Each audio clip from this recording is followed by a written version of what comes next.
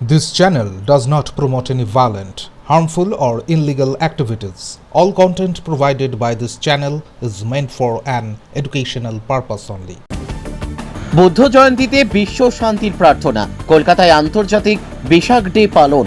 যুদ্ধ ও হিংসা কোনো সমস্যার স্থায়ী সমাধান হতে পারে না, এই বার্তা নিয়েই গৌতম বুদ্ধ প্রচার করেছিলেন শান্তির পথ। আজকের দিনে যখন সারা বিশ্বে হানাহানি, হিংসা ও যুদ্ধ বেড়ে চলেছে, তখন বুদ্ধের শিক্ষা অনুসরণ করলেই শান্তি ফিরে আসবে বলে মনে করেন বৌদ্ধ সন্ন্যাসীরা। বুদ্ধ জয়ন্তী উপলক্ষে রবিবার কলকাতার মেয়র রোডে সিদ্ধার্থ ইউনাইটেড সোশ্যাল ওয়েলফেয়ার মিশনের উদ্যোগে 2569তম আন্তর্জাতিক বিশাখ ডে পালিত হয়। এই অনুষ্ঠানে দেশ ও বিদেশের বৌদ্ধ ভিক্ষুরা অংশ নেন এবং বিশ্ব শান্তির জন্য প্রার্থনা করেন। বিশ্ব শান্তি নিয়ে আয়োজিত এক আলোচনা সভায় বৌদ্ধ সন্ন্যাসীরা বলেন, গৌতম বুদ্ধের শান্তির বাণী আরও বেশি করে সাধারণ মানুষের মধ্যে ছড়িয়ে দেওয়া দরকার। পশ্চিমবঙ্গ বুদ্ধ জয়ন্তী উদযাপন কমিটির সভাপতি ডক্টর বুদ্ধপ্রিয় মহাথেরো জানান, সোমবার বুদ্ধ জয়ন্তী হওয়ায় তারা দুদিন ধরে এই উৎসব পালন করছেন।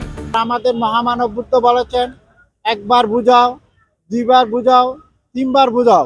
যদি তিনবারের মধ্যেও কাজ না হয়, তাহলে আমাদের ভারত যে শক্তিশালী দেশ, মহাপুরুষদের বাণী নিয়ে আমরা তাদেরকে বুঝাতে সক্ষম হব।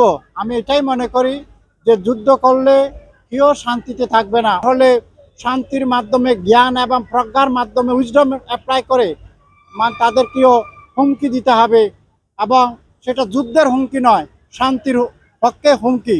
তাহলে হয়তো আমরা বিশ্বাস করি, ভারতীয়রা বিশ্বাস করেন, অহিংসার মধ্য দিয়ে, উইজডম অ্যাপ্লাইয়ের মধ্য দিয়ে এই শান্তি প্রতিস্থাপিত হবে।